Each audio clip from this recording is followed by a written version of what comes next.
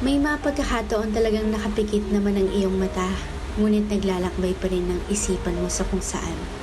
Animoy naghahanap ng kasagutan sa gitna ng kawalan, at sa tagal ng paghahagilap ay hindi pa rin matagpuan.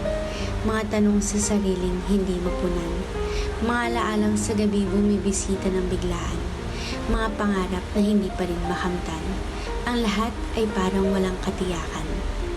Madalas hindi ka naman talaga nakakatulog ng maayos. Sadyang nasanay ka na lang sa kung paano ito mairaraos nang hindi nagsasabi, nang hindi nagbabahagi.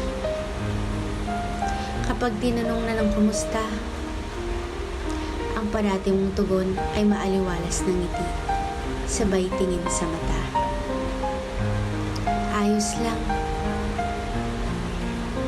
Hindi ko na talaga kaya.